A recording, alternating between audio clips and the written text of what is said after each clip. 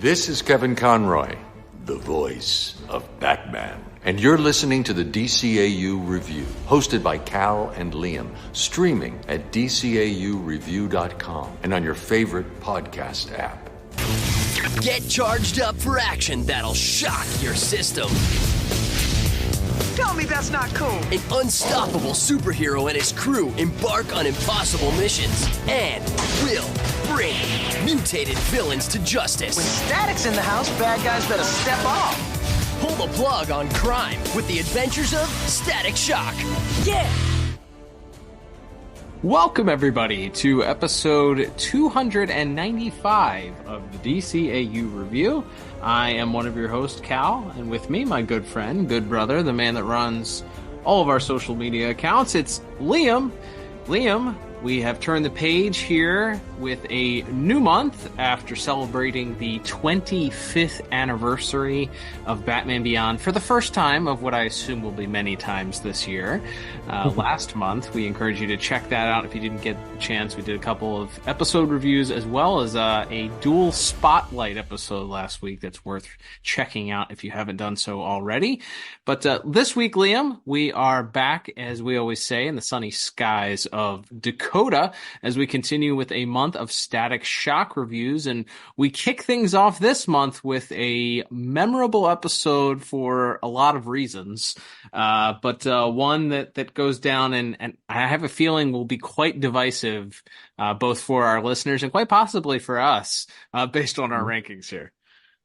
That's right. So as you mentioned, we're doing Static Shock all month long. And we're kicking off. We were looking over episodes we haven't done because, of course, with Static, we don't necessarily go in order, episode order. So we were looking around. We saw, hey, we only have one season 2 episode left. And it happens to be a very famous episode of the series. Maybe second only to Richie's Dad as a Racist episode. Mm-hmm. As far as episodes that people talk about when they talk about the show. And that is, of course, the episode Jimmy, which, as we'll get into in a moment here, it's the gun violence episode. That's right. It is very much teetering on the edutainment or very special episode, depending on however you want to call it, of the show. But we will, of course, break things down with our plot synopsis and our 4 categories here in just a moment. But before we do, we'll let you know that this episode originally debuted on the Kids WB here in the United States on May the 4th. Hey, there's something to that. That sounds like Star Wars. 2002. I recognize. That means, of course, that this episode debuted coming up on the 22-year anniversary of this episode's original air date. And of course, if you would like to support the podcast that you're currently listening to, we invite you to leave a 5-star review with a little bit of a blurb on Apple Podcasts. They let you type in and give you like a word-for-word paragraph review of what you like about the podcast. If you want to support us that way, and you live in the continental United States, if we read your review on the air, we will send you a little gift as a thank you. So make sure, if you're not familiar with that process or you haven't done so yet, stop the episode right now and go do that. But also, we will let you know that this episode is brought to you by the Pod Tower. Head over to youtube.com/thepodtower today. That's one of the other platforms where you can listen to every single episode of the DCAU Review. Not only can you listen to every episode of our podcast ever released there, but you will also get every episode of the Tim Talk podcast, which covered all of the DCAU, as well as the ongoing podcast, Jump on the Bat-Wagon, from our friends at Watchtower Database. And it's all in one convenient hub. That's youtube.com/thepodtower. Head over today and subscribe. That's right. So this is the synopsis for Jimmy, which is written by Alan Burnett and Dwayne McDuffie, directed by Joe Sikta, with music by Richard Wolf, and animation by Tama Production Company. And that synopsis reads as such. Virgil befriends a bullied student named Jimmy, whose torment may get the best of him. Okay. Yeah. It's not inaccurate. Yeah. It's lacking detail, but yeah. It's kind of bearing the lead a little bit, but yeah. You hit some of the highlights there. That's right. So as we jump into the plot here, it kicks off We actually this whole episode is kind of told in flashback, which I certainly didn't remember. As we open with Richie being carried out on a stretcher into an ambulance, with Virgil's father going with Richie in the ambulance, and Virgil being told to stay behind. Then we cut to Virgil in what appears to be the school psychologist's office, as he begins to recount the details of what led up to this fateful day. And Virgil, you still with me? Yeah, I just can't stop thinking about, what happened. Why don't you sit? We can talk about it. I never talked to a psychologist before. Feels kind of weird. I understand, but let's give it a try. I promise I won't bite. I'd like to help you sort through some of your feelings, Virgil. You've had a traumatic experience. That's what my father said. He's a social worker. He also said there's no way I could have stopped it from happening. I'm not so sure about that. How well do you know Jimmy? Not too well. Nobody does. Maybe that was a problem. it kicks off with Virgil in class. He was a little bit late because he was fighting. And this is one of those stressful moments for me, because this episode deals with very serious topics. It's a problem that obviously if you live in America, this is something you kind of have to think about constantly. Mm-hmm. So I want to give the respect to this topic. But also, it's Carmen-Dillo!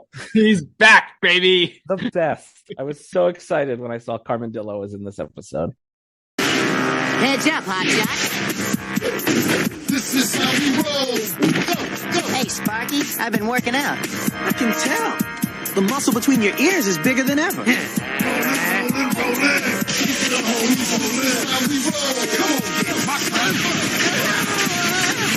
Okay. Time out. I'm seeing spots. When I'm done, you'll be seeing more than that. Turn around and get your claws up in the air, Carmen. Sheesh. All this yelling's putting me back inside my shell.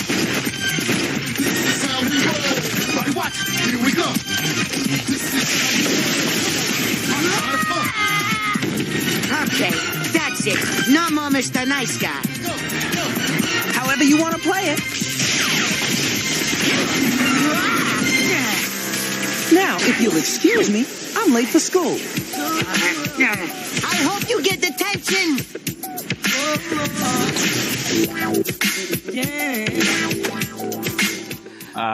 He has. If you're not familiar with our love for Carmen-Dillo, you got to listen to some of the episodes in the archive, because we've developed a love for this bang baby that is just a man that was transformed into an anthropomorphic armadillo.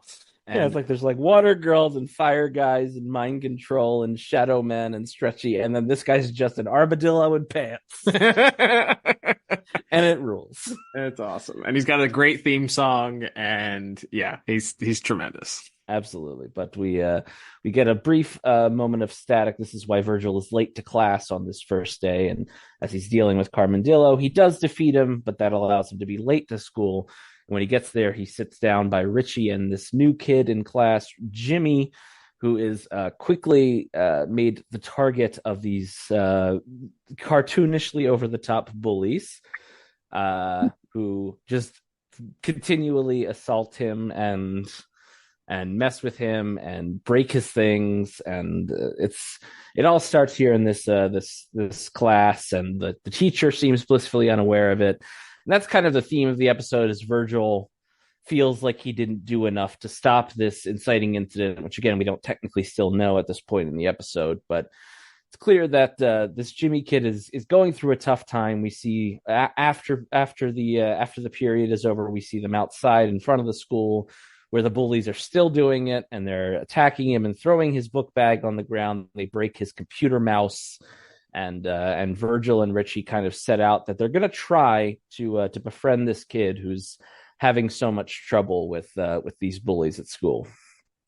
Yeah, and as you mentioned, there's sort of this narration that's going on as Virgil recounts this to the counselor, and he does seem to be getting along the way, seeing the different areas where he could have potentially stopped whatever this unnamed event is. And one of the things that he tries to sort of do is he does step in and attempt to stop this Nick, Kevin, and Ray, the gang of bullies, from physically assaulting and doing things to Jimmy. But they witness him breaking the mouse, his computer mouse. He has an actual physical computer mouse connected to his laptop. So he to make things up, Virgil and Richie show up at Jimmy's house, and they drop off an extra mouse that Virgil took from his sister's computer, as a way of sort of making a peace offering and to make him feel better. Jimmy invites him in, and we get sort of. There's not a lot of subtext in this episode used. It's very clear they're trying to make you understand just who Jimmy is. He's a very specific type of person. You should have told me you were inviting friends over. I didn't know they were coming, Mom. Well, I'm glad you're here anyway. Help yourselves to a snack. I'll be back. Try not to chase them away, okay? Come on. My bedroom's this way. Cool room. Did you make all this? Most of it. See this? It's a prop from Star Force. I got it at an online auction. Whoa, we've only seen that movie like a bazillion times. Check it, V. Uh-huh. I got it on DVD. We could watch it, or I could show you something even cooler. I could show you a real gun. What? My dad bought it. For protection. Want to see? No, I hate guns. My mom was killed by one. It was an accident, but listen, I gotta go. See you tomorrow at school, okay? Come on, Rich. Bad idea, man. What can I tell you? I freaked. The last thing I wanted to see was his dad's stupid gun. So, yeah, it's very clear that he's got sort of like, I don't know, like hard rock stickers on his computer, and there's like skeletons and skulls, and later on they mention that he really took delight in some of the Halloween decorations and stuff like that. So they're really trying to personify this guy as like your typical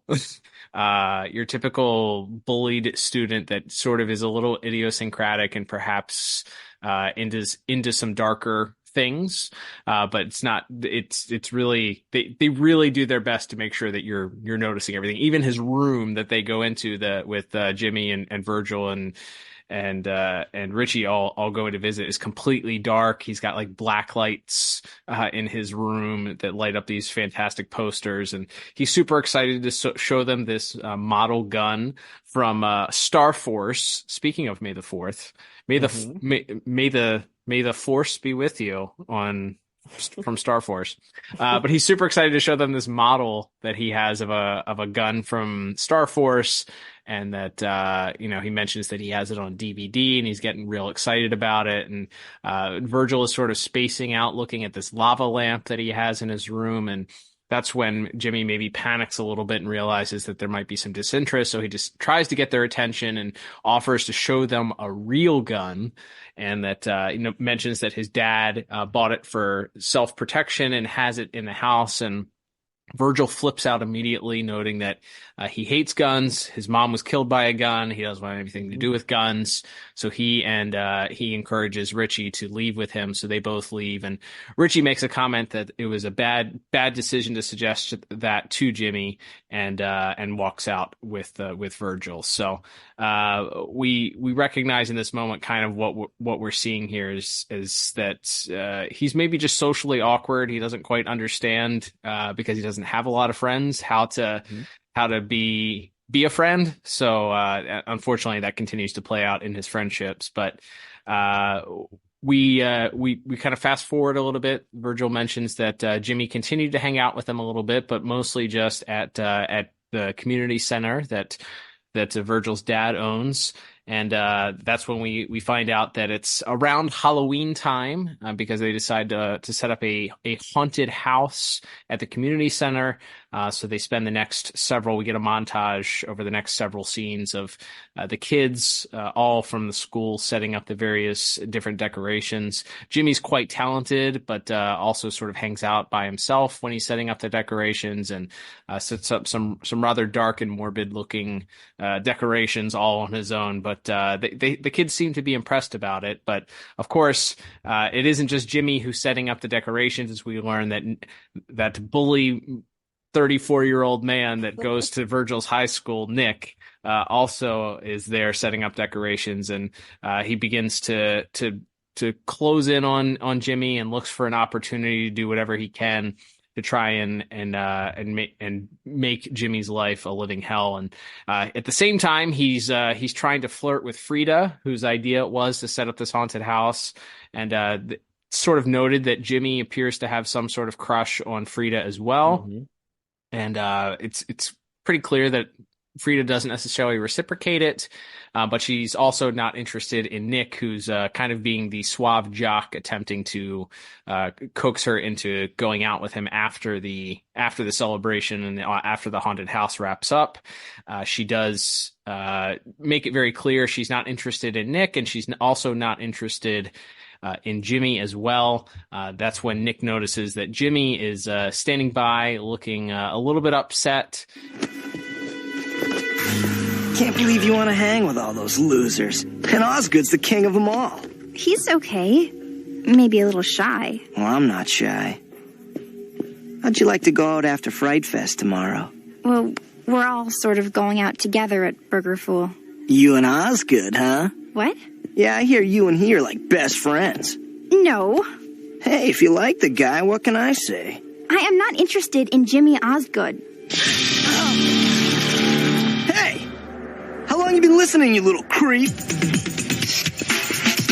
Nick!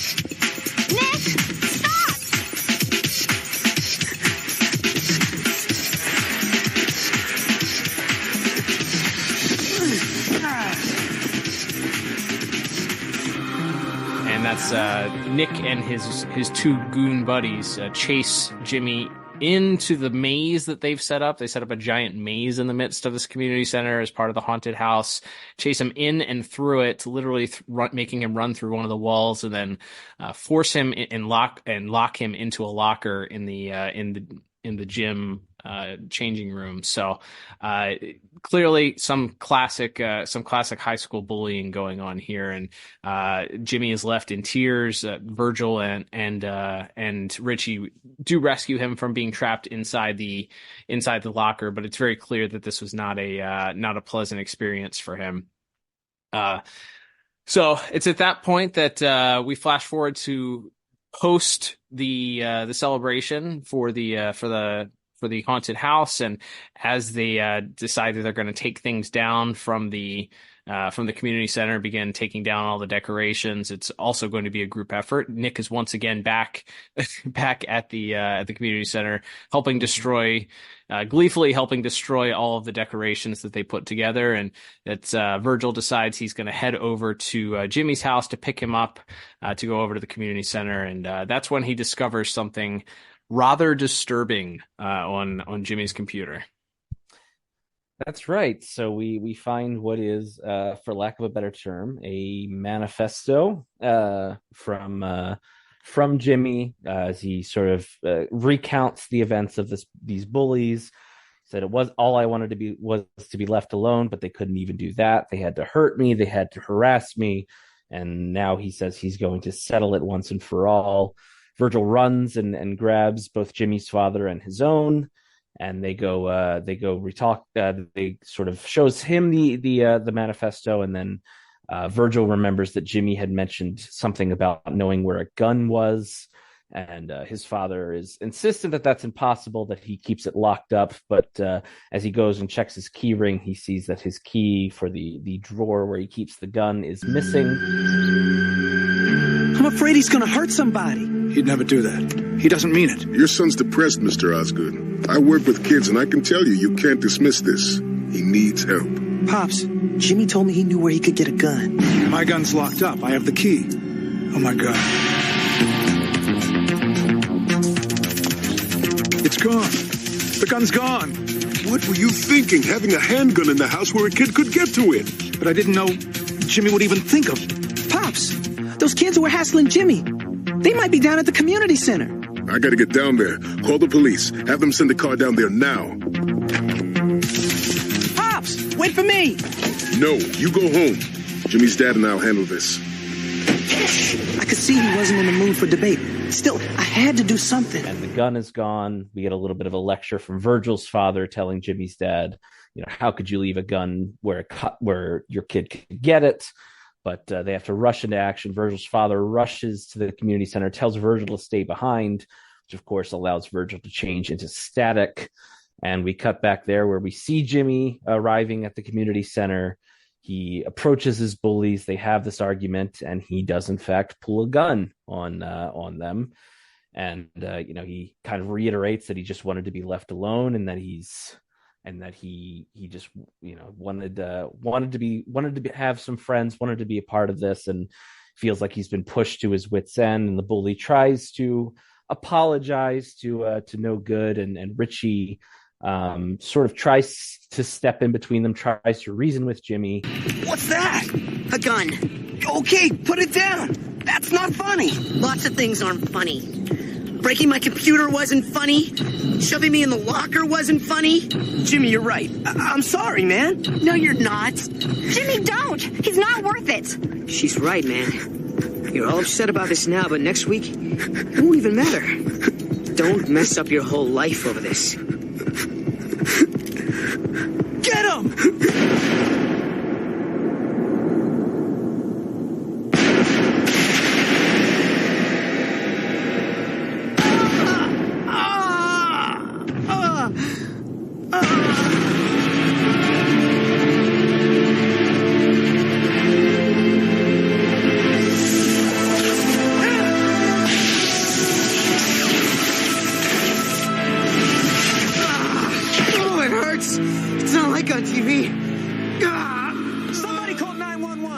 Tell him that whatever has been done to you, it's not worth ruining your life over. It's not worth hurting someone over. You need to put the gun down. And it seems as if Richie has gotten through to Jimmy, but right then the two other the two boys, they have names, but it's not made clear which one is which. Decide they're going to try to jump Jimmy and get the gun away from him, which of course causes the gun to go off. And instead of the bully, it's Richie who is shot in the leg, and he offers the very edutainment line of "It's not like it is on TV; it really hurts." Mm-hmm. And we see Static arrive right in that moment. It's too late to stop it. He gets rid of the gun, and we see Virgil, and then we cut back to present day as Virgil once again kind of is still talking to the psychologist, is still feeling very guilty for not getting there in time to stop it, and for not perhaps doing something before the events that took place, where he feels like maybe he could have gone to an adult, he could have been a better friend to Jimmy.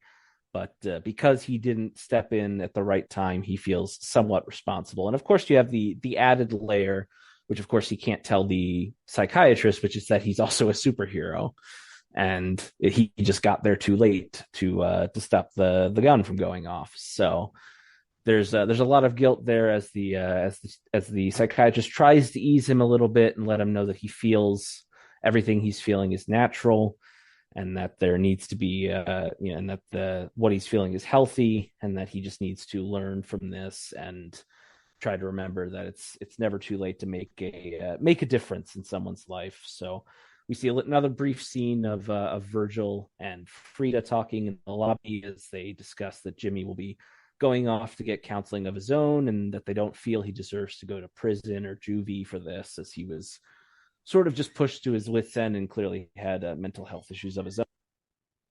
But as we also see the bully being let out by his parents, and it's a kind of a downer note, and to end the episode, as it's just a bit of a sad day. But we do see that Richie is back at school. He avoided any serious injuries from the bullet wound. And they actually see another kid being bullied, and this time Virgil is a bit more proactive about going up and helping him. And that's kind of where we end, except when we come back from our final break, we have a literal PSA, a literal G.I. Joe PSA, where Static looks into the camera and reads us some statistics about gun violence, and tells all the kids watching, you gotta go tell a parent or an adult that you trust.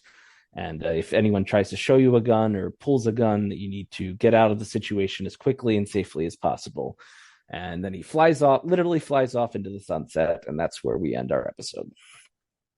That's right. I think we neglected to mention this at the beginning, but this episode is award-winning, by the way. It won the 2003 Humanitas Prize in Children's Animation for the episode. But yeah, I think going into this, I kind of had the mindset that it was going to be, I don't want to say laughable, because again, it's a real serious topic, but I think we've all seen an episode of animation that is edutainment, and it's really not what we're used to when it comes to the DCAU. So that means I think they really stick out a little bit more, and through an adult's eyes who's reviewing these episodes, it's easier to sort of roll your eyes and go, "Oh, this is ridiculous," or whatever. So I don't want to take that away from the episode. I think that for what was done by Mr. Burnett and Mr. McDuffie, who wrote the episode, and I think that it's a valiant effort to take a piece like this that is edutainment, and at least do your best to put an entertaining storytelling perspective on it. I like that he was recounting it as opposed to us reliving it in real time. I thought that the narration at least provided a little bit more. It didn't require all the characters to give you all of this information through exposition, right? There was one or two times. One time is when the therapist randomly spouts off the top of her head gun violence statistics, where I was a little bit like, all right, whatever. That's a little ridiculous. But I think so much of the episode shows rather than speaks at the audience. Yeah. With the exception of maybe that portion, and certainly the breaking of the fourth wall at the end, that I think it is a very effective way of explaining what they were trying to get across. So I don't think, clearly this is an episode that's not, it would not fall into that category of like, oh, this appeals to anyone at any age. Like, this is very much a children's piece of animation of, stop, drop, and roll, or, call, don't talk to strangers, don't speak to people that are offering you candy in a van, like all of like whatever edutainment you can think of when it comes to like these lessons that obviously are important to share with children. But I do think that a valiant effort was made, and maybe it speaks to the talent level behind the pencils of writing this episode. I think that probably should be the main focus here. Obviously, Alan Burnett, incredible writer, Dwayne McDuffie, incredible writer, put the two of them together, and they came up with a way to express what they were looking to express about the dangers and concerns and things that really clearly are important for them to focus on and get and share with the children that are watching the episode in a way that didn't just feel like a 22-minute, preaching infomercial about don't touch guns, kids. That's why, right. It is somewhat entertaining in that form or fashion. So those were my general thoughts there. What about you?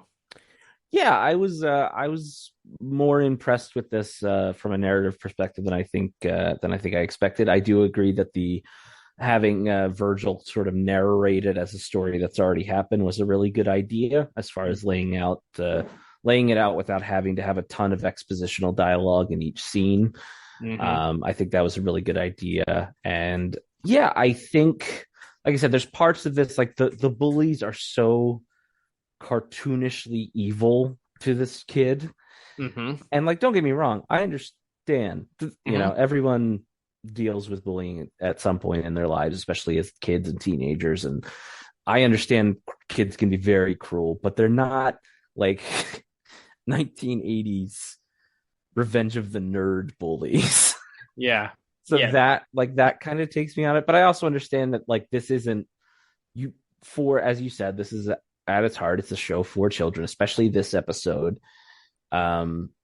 It was produced around the time of the Columbine shooting, which is not funny, haha, but our friends at Watchtower Database just recently put out a video on the edited version of the Batman Beyond Return of the Joker movie, and how that had always had this sort of old wives' tale that the Columbine shooting is why the movie got edited so heavily, which, as it turns out, is likely not the case. But that still definitely had an effect on children's programming, for sure, especially on Kids WB at the time, and seems to have been. I know there's an interview with Dwayne McDuffie that speaks about it, as well as the episode's director. So yeah, I know this is I know you needed this to be for children, and there couldn't be ambiguity. And but I do also, there's always that part of me that goes, you know, a lot of people get bullied at school. Not all of them bring a gun to school, and it's not. And I'm not saying they should have blamed this kid that's being horrifically bullied, and they do kind of talk about that. There's a moment where Virgil's dad is talking to Jimmy's dad, and Jimmy's dad's like, oh well, he would never do something like this. I mean, he's not like that. And Virgil's father just goes, your son is depressed. Like, your son has an issue that is not being attended. And I appreciated that. Because yes, yes, he's being bullied. Yes, he's being harassed in a very over the top way, but they do also point out that he doesn't look to have like a horrific home life. They don't imply that like his parents beat him or anything, or that he's, that they even, verbally abused him, but they do sort of establish that they're not necessarily paying the most attention, other than maybe, the line that his mother has about, don't scare these kids away or whatever, which is, a crappy thing for a parent to say to your child who isn't good at making friends. But so I appreciated that side of it as well. If they did touch on it, especially this early on in, obviously mental health and things like that, I think are spoken about a bit more freely now, but I appreciated that they did bring up that part, and they kind of hit that beyond these bullies going after Jimmy, that he clearly also has other mental health issues that are affecting him leading up to this, and that it's these events are kind of just what breaks the camel, the straw that breaks the camel's back. So I appreciated that. I appreciated how sort of honest of a discussion that is, and some of the factors that go into a situation like this. It was handled with a bit more nuance, even though, as I said, our antagonists, our bullies, were so over the top on the other side of it. So I just wish maybe you could have toned down the bullies a little bit, because they just don't feel like real people.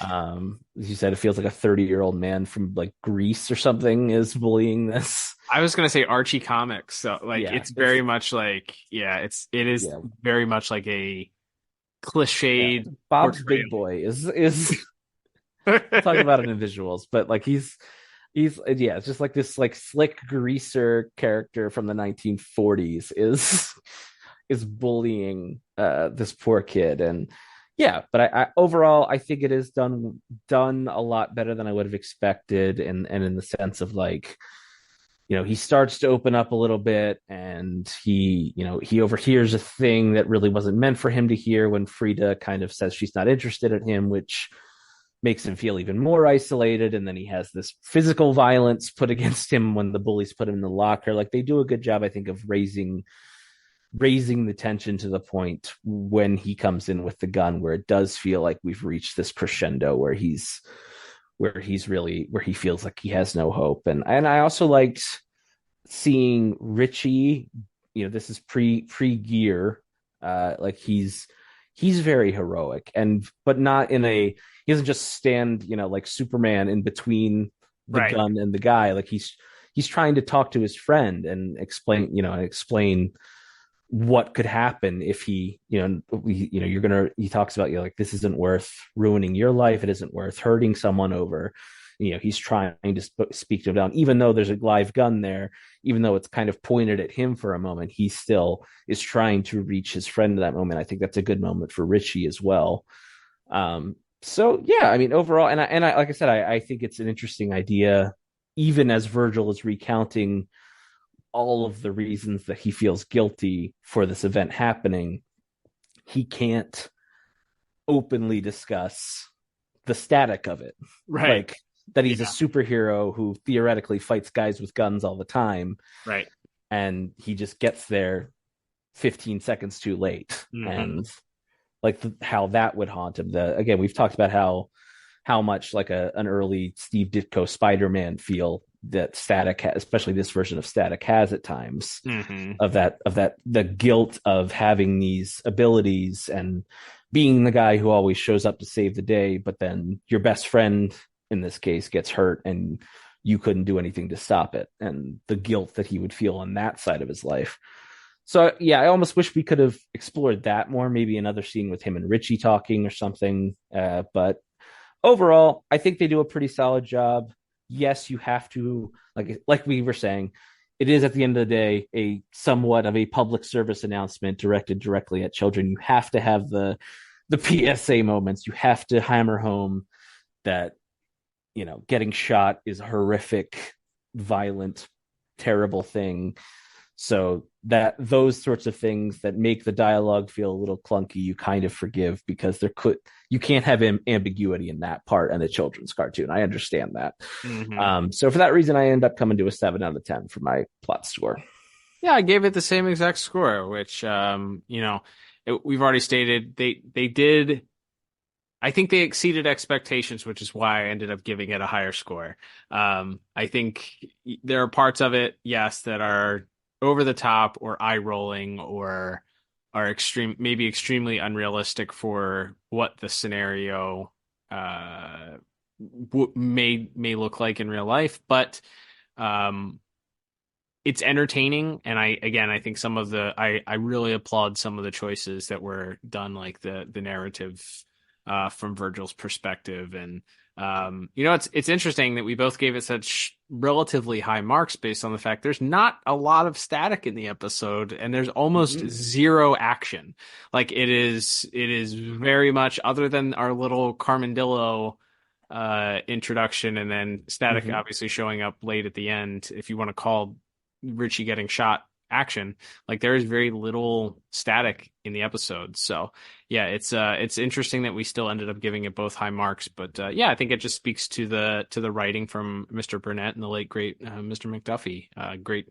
They are masters and were masters of their craft, and were able to put something, to take a perhaps tired and cliched format and at least give it a somewhat entertaining spin that we both appreciated, clearly. Absolutely. All right, Liam, let's move on to our next category, animation and visuals. And I believe it looks like Tama Production Co. was responsible for our animation this week. I am excited to see season 1 and 2 designs with cell shading. Like this was a felt like an episode that they decided, and technically in season 2 here, and the full episode was cell shaded, very much looking much more like the season 3 designs and artwork that we would be used to. So that stood out right away as we see these classic season 1 and 2 designs, but you get the more professional, I'd say, higher maybe a higher budget looking production out of our animation team here. I wonder if it was because the episode, they kind of knew that they wanted this to be considered for some sort of award, so that they wanted it to look a little bit more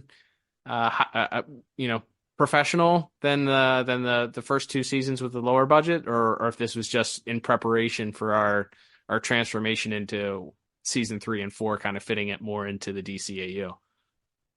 Yeah, I think there's a couple other these later season 2 episodes where it looks like they started to adapt, even though they hadn't changed the costumes yet, where they've kind of just slightly redesigned. It's kind of like, I would liken it to maybe the back 15 or 20 episodes of Batman the Animated Series, where we're not nearly to the new Batman Adventures look yet, where everything's really changed up, but it's definitely sort of at this halfway point where we've started to add a little bit more, like you said, the cell shading and more contrasts in the colors and things like that, as opposed to the very flat way that it's colored all throughout season 1 and the most of season 2 from my memory. So yeah, there's that's definitely a welcome change. Time of production, I think we've covered. I think all of their episodes are season 2 episodes. Technically, I think one is it aired in season 3, but it was produced for season 2.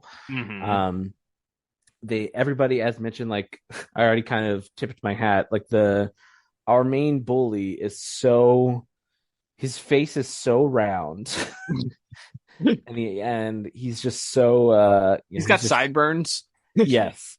He's just such a slick, like I said, he's like a greaser, like somebody from you hit Archie Comics. I was like, yeah, or like it's like somebody that would be like a guy John Travolta fights in Grease or something. Like it's a very weird throwback design. It's like, I understand this school probably doesn't have a dress code, but are you allowed to just like walk around in a wife beater at a public school? I don't know. Maybe you are. Yeah, you would think you would probably not be allowed to do that. But I think to your point that you made initially, they left no ambiguity about who this, the status of this character, whether he was a good guy or a bad guy. Like, all right, he's got all the trademarks. He's got dark hair. He's got this scowl on his face. He laughs. He knocks the books out of people's hands. He's pulling, he's just messing with our with our character Jimmy here, doing everything he can to be mean to him. So let's also make him look as mean as we possibly can also. And that just sort of fits, I guess, as a hitman for the mob in a in a gangster movie. I don't know. I guess so. Yeah, it's a very odd design, but yeah, that was kind of what I focused in on. It's like, I feel like everybody's face, Jimmy kind of the same way. Everybody has a very round face in this episode. But that, and again, I don't know if that comes down to who worked on it as storyboards or the animation itself, but it has a unique look. Like you said, there's not much action, so it's kind of hard to gauge this. I do think that, the scene when Jimmy pulls the gun is pretty, it feels very dramatic. Absolutely has a lot of weight to it. Obviously there's tears streaming down Jimmy's face at one point. They do a very interesting thing where he's got the gun pointed at, what is this bully's name? Nick Connor. That's right, Nick. And then when Richie walks up to try to intervene, they kind of do this little pan rather than a cut, where they sort of switch it to keep Jimmy in the center of the frame as Richie kind of walks in. They do this kind of cool panning thing as well to kind of really keep ratcheting that tension up. They try to do like some slow motion stuff when the gun is going off. Does not look good. Does not look. And we've talked about that before. Slow motion and animation. Might even been something we've talked about with Kevin Altieri or somebody before. I understand slow motion and 2D animation is really hard to pull off, to my understanding. But boy, this is not the studio that could pull this trick off. Like, it almost would have been better to do like just still images or something, or multiple shots of the gun going off or something like that, or the whatever. Yeah, or you just see like the gun fires, like, and the screen just goes white. And then you cut to Richie on the ground or something. Like, yeah, it was not good. Yeah, so that's a little rough. But overall, like I said, I think that the scene where they throw him in the locker is also very visceral, and I think has a lot of weight to it there as well. So they do some good of those human drama moments. I think are handled very well. And then on the other side, you're like, well, maybe it's good that they didn't have a high action episode to hear. I do like the bit at the start when he's fighting Carmen-Dillo and he makes like an electricity ramp thing, like a little Hot Wheels ramp, and he like Carmen-Dillo rolls up it and then goes flying back the other way. Like I think that's kind of a neat trick with Static's his, as we've talked about, his powers are just kind of whatever the writers need him to do in that moment. So hang some bats on the ceiling, that electricity will do that too. Yep. So the way he kind of makes his weird little ramp to throw off Carmen-Dillo is a lot of fun. So yeah, I think it's there's some bright spots, but like I said, there's some the character designs I didn't love, and like I said, that ending with the slow-mo kind of put it off. So I ended up settling on a 6 out of 10 for my visuals. Yeah, I went just one point higher. I do think that they sort of kind of cheated in that they didn't have much action to to animate. It is a lot of characters walking around. There's not a lot of punching or kicking or visualization of Static in the episode, as we mentioned, so you don't have his powers being manifested very often. But I do think that they did a good job of communicating the intensity. Like I said, it's very visual in the way that they communicate who Jimmy is. Everything points to the fact that he's a loner. He's sort of a social outcast. It's difficult for him to make friends. He's not good at sports. Like all of that is communicated through the visual of how they his personification, and I thought that was communicated very well through that. I think the 3D pan with the gun and him holding the gun with these tears pouring down his cheeks, and the gun in his hand is also he's shaking, and as he's sort of holding the gun and pointing it, and like it was a good translation for something that you would have seen in like an 80s kids movie or something. Like that's exactly what you would have seen, like the tears and the hand shaking and the cut back and forth. And there were certainly a couple of missteps, yeah, for sure, with the way that the way that the slow motion was done, as we mentioned. Yeah, probably would have left that out. But yeah, overall, I like seeing cell shading and things looking a little bit more closer to what we would expect for the rest of the show to look like, especially with it being grafted into the DCAU starting in that very next season. So yeah, I really did appreciate a lot of the way that things were set up, character designs and maybe crappy slow-mo notwithstanding. So gave it a 7 out of 10 on my end. Nice. All right, Liam, let's move on to our next category, which is going to be music. And Richard Wolf, once again, responsible for our music this week. Not that one. Not the Law and Order Richard Wolf, but the Richard Wolfie Wolf of the Static Shock fame. I did note Carmen-Dillo's theme came back. This is how we roll. We got that one. Love it. We get a couple of what I think we've dubbed as like the Rage Against the Machine style songs. Where it's clearly like guitar driven and somebody's like not quite rapping, but like screaming at in an angry manner was sort of what Jimmy's theme song was once they discovered his manifesto. So that sort of played into it as Static and is sort of rushing to get to the school. And then after he shows up to the school, I think there's some of the reused musical pieces in the bullying scenes those sounded pretty familiar when they cut to the community center, and they're kind of the montage of them putting up all of the decorations and stuff like that. Didn't even talk about the cool little decorations that Jimmy got to put, create and design. Those were great work from the background.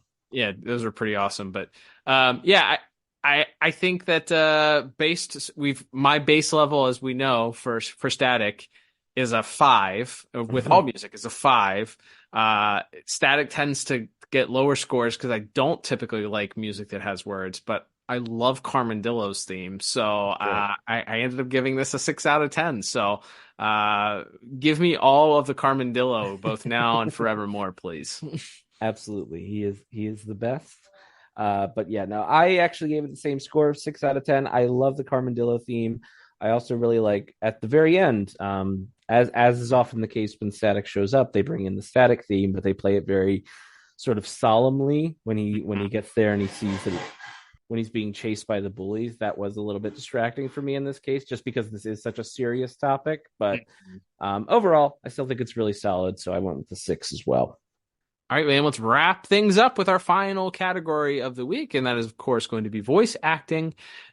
We have several series regulars here to chat about, and a rather large cast overall, because we have some brand new bullies that were introduced. Obviously, Jimmy, a brand new character, and a couple of supporting characters also involved. Let's go ahead and talk about this week's voice cast. That is right. So we do have Danica McKellar as Frida returning. We have Lorraine Toussaint playing Dr. Franklin, the school psychiatrist. Probably would know her best from she has a role in Orange is the New Black. Playing Ray, we have Chad Gabriel, and playing Kevin, who are the two cronies, is James Croman. And then, of course, we have Mikey Kelly voicing Nick. Like I said, it's not their fault. They're doing what's asked of them, but they are, in a pejorative way, they're just so over the top and cartoony in what is supposed to be such a serious episode. I don't blame them, but it's not great. Yeah, not. They just sound like adult men. Like that's the other thing, is that they just don't. It doesn't come across as teenage boys. Also, there was a guy in the background that walked past. I just remember this. There's a guy in the background that walks past who's clearly a student at the high school, and he's got a full goatee. Like I know puberty hits people, but this guy has like a thick, like well filled in goatee, and I was just like, I think they used the wrong character model there. Anyway, back to the voices.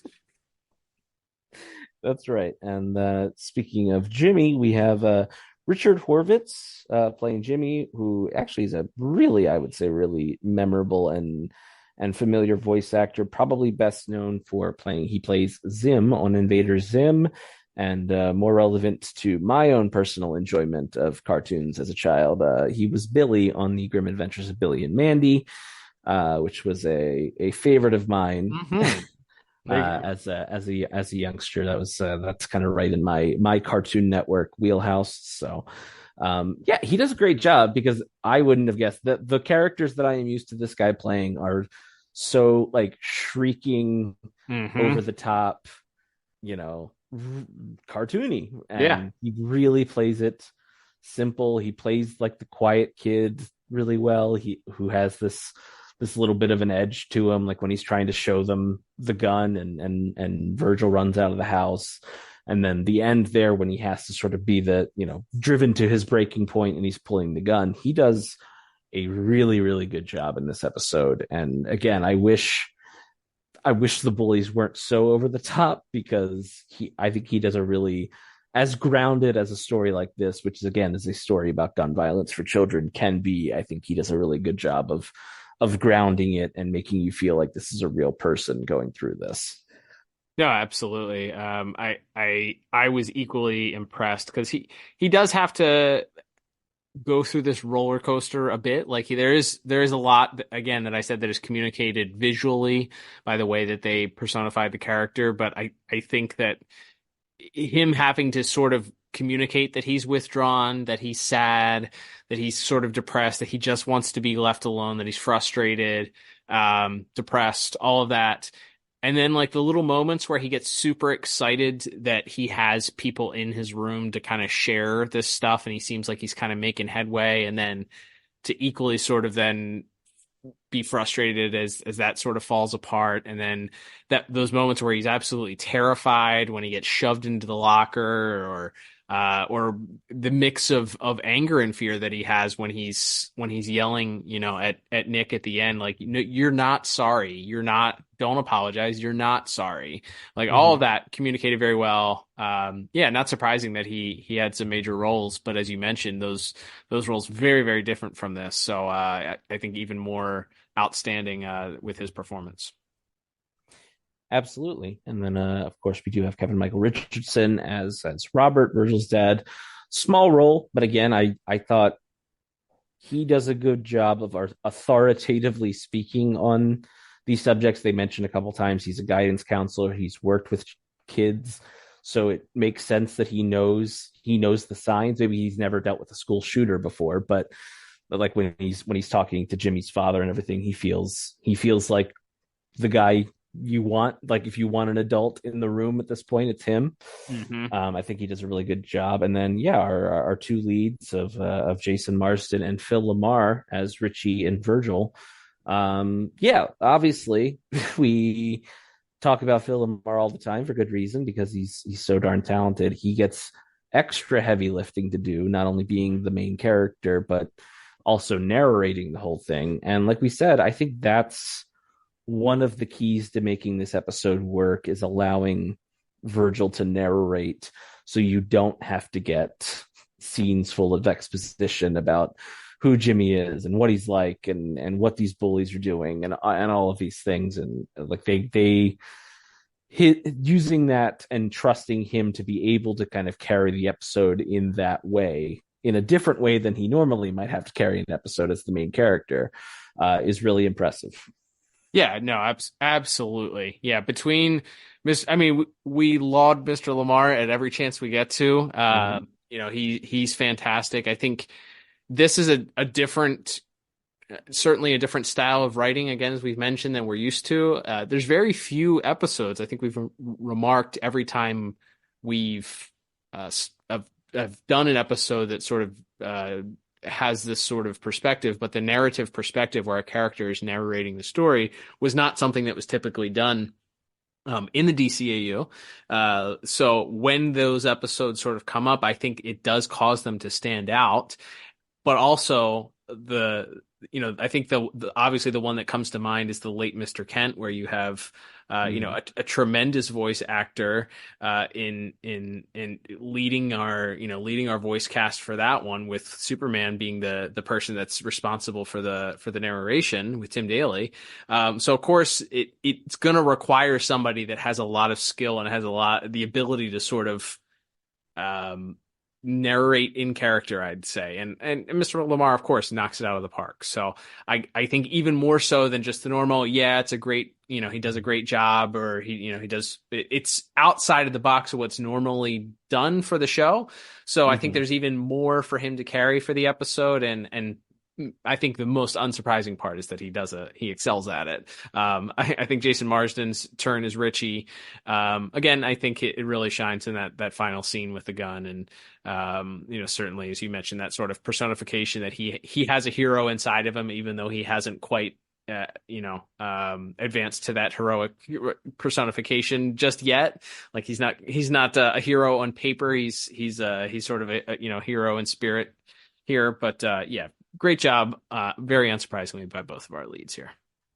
Absolutely. So for that reason, I think it's a very strong cast. But the bullies brought it down a little bit, but still I ended up with a pretty strong 8 out of 10 for my voice acting score. Nice. I went just one tick lower. I do think that the bullies being the bullies sort of took things away a little bit. I do think that maybe the therapist's spouting of crime statistics took things down a little bit, because it did sound like she was reading from a cue card or from a script when she was spouting those off. But overall, still pretty strong scores from both of us when it comes to the voice acting for this week. Absolutely.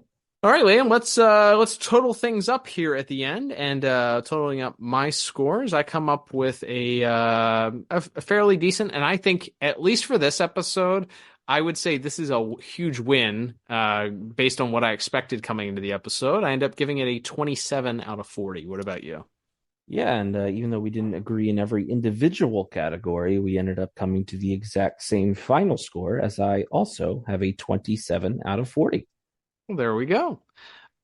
All right, Liam. So let's go ahead here and talk a little bit about rewatchability, shall we? I think, so when you look at the things that we talk about with rewatchability, it doesn't really affect the rest of the show. I don't even know. Does Richie ever mention that he got shot? Is that ever brought up again? Not that I'm aware of. Yeah, so it's not like Richie walks with a limp going forward. This isn't like the catalyst that turns him into a supporting superhero for the rest of the show. So as far as like major impact, it does have a Carmen-Dillo appearance. So I guess you could say if you want to watch all the Carmen-Dillo, we find him to be very important. Yes, exactly. We are very big fans of him. So I must watch TV from us, but in the grand scheme of things, not a huge episode. However, I think because this is kind of an example of how, like, this would be how if somebody came to me, obviously they wouldn't, but if they came to me and were like, how would I write a edutainment episode that isn't just a carbon copy of G.I. Joe PSAs from the 80s? I would say, you might want to do research on this episode, because this, very much like the episode that we had with a friend of the show, Len Yuley, talked about when we interviewed him, but Frozen Out, the Sons of the Father episode that dealt with Richie's dad being a racist. I think there is some nuance to the way that the writers chose to do things, and I think that this is an example of an ability to, at least in part, communicate a theme that you're trying to get across to your viewer without talking down or at them. I could have done without the full PSA at the end, but maybe that was something that was mandated, or that was just something that the writers felt that needed to be completely laid out or needed to be done in order for them to be nominated for an award or something like that. I don't know. But the fact that this is an award-winning episode, it would be hard for me to say it's a complete skip. So I'll give it a 1 thumb up. Yeah, I think it is. It's one of those episodes where I think a lot of people, we always talk about that, about how certain episodes just get brought up when we message, when we put something on our socials that we're doing Static. This is always one of those episodes that gets brought up as one that people really remember, that really sticks with people. Mm-hmm. So, and especially again, yeah, I can definitely see this. I to my knowledge, I had seen this once, and I'm not even sure I had seen the full episode. Mm-hmm. And that the scene of Richie getting shot was still very, I remember that very well. So it definitely, made an impression on me as a kid, even if I didn't necessarily appreciate the idea that I was being sort of edutainmented, as we said. So yeah, I think this one deserves at least 1 thumb up for that reason. And it's, I think it's, like we said, there is more to this. This could have been really just spouting statistics and all of that. And they managed to weave a really dramatic and interesting story in the middle of the still very clear and very focused message of what kids should do if there's potential gun violence that or even just a kid that's being bullied very, very badly in school. So yeah, they tightrope that line really impressively. There we go. All right, Liam, let's begin to wrap things up for this week. Thank you, everybody, for tuning in. Now's the time where we talk about ways to support the podcast. So as we mentioned at the top, you subscribe to us on your favorite podcast app, whether that's Spotify or Apple Podcasts or YouTube. I believe all Google Podcasts soon will be migrated over there, RIP Google Podcasts. Mm-hmm. But if you listen to us on one of them, go ahead and follow us or subscribe to us. Leave a 5-star review if you listen on Spotify or on Apple Podcasts, or like the video if you're listening to us on YouTube. And then if you leave a little blurb, as we mentioned, on Apple Podcasts, and we read it on the air, and you live within the continental United States, we'll send you a little thank you gift just for doing so. So that's encouragement to do so. We've sent several gifts out, thank you gifts out to listeners that have done that. So, and it works. We learned that it helps the algorithm move along and get new listeners to listen to the pod. So ultimately. We would do this for an audience of one, but we certainly like the interaction and the idea that our podcast is being listened to people by people. So certainly do your part if you want to support the podcast and do that. You can also check out the show notes, as there will be a link to our store. You can pick up a piece of merchandise, or you can support us monetarily. There's a donate button. We have a couple of people that support us monthly with their hard-earned dollars, and it is greatly appreciated. It helps us pay for things like the Zoom calls and the late night coffees that we have to do in order to record the podcast. So thank you to our monthly supporters that send us their hard-earned dollars as a way to say thank you. Liam, we will be continuing here in the month of February with more Static next week. And of course, if you're interested in finding out what the next episodes will be covering, or maybe some tidbits about that, you can follow us on social medias at DCAU Review, both on formerly Twitter, now X, and of course on Instagram. Do you got any ideas about what we'll be covering next week? Yeah, so we will be, as mentioned, we have just wrapped our final season 2 episode. So we will be spending the rest of our time with Static in seasons 3 and 4. So we'll be heading into season 3 next week with a review of the episode The Usual Suspect. There's a mysterious bang baby that's attacking a certain student's enemies, and well, that's quite convenient, isn't it? So we'll have to see if there is some correlation between why that's happening next week. Methinks there might be a connection there. So looking forward to checking that one out with you. But until then, I'm Cal. And I'm Liam. And we will talk to you on the next episode of the DCAU Review. Bye-bye.